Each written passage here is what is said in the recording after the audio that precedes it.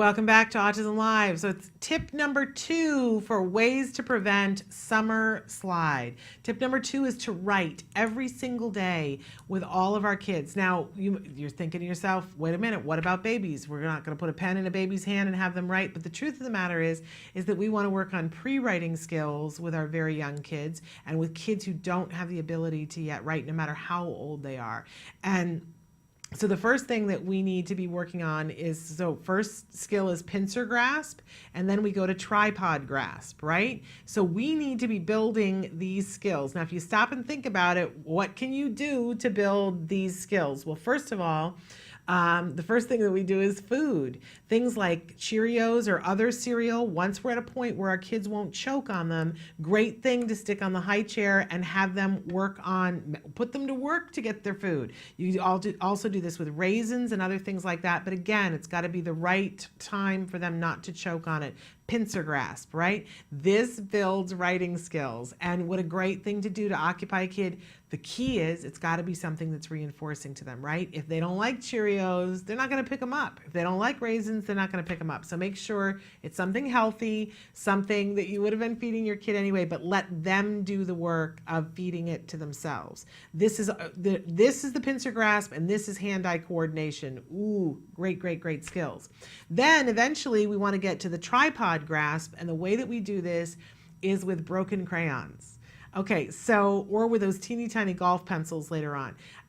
So when you get a fresh box of crayons, and I know it breaks your heart because they smell so good, and you open them up and it's like, pristine. You want to pull the wrappers off of all the crayons, because guess what?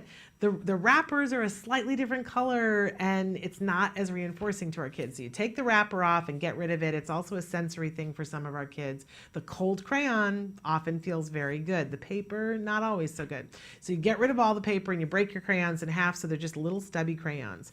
And then you can put them in like a palette dish so that your child can pick which color that they want to do, and have them drawing and doing different things. But that helps to build that tripod grasp. When you have the big fat crayons, guess what happens? Kids hold them like this. This does not build writing skills. This does not build writing skills. So I vote skip the big fat crayon, go with the little tiny crayons. If you find that your child just coloring isn't reinforcing for them, and you need to go to the big fat crayons to see, oh, when I rub this, I get a color, go ahead, do that. But a lot of our kids don't need that. Eventually, we want to get to, when I talk about writing, I'm talking about the whole Megillah, right? We first have to build up the hand muscles to be able to write.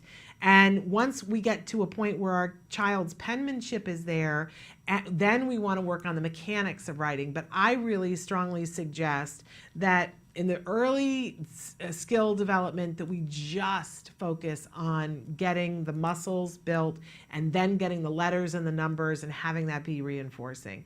Once you have penmanship 100%, if your kiddo is like, you can read everything that they write, then move on to sentence mechanics and make it reinforcing for them.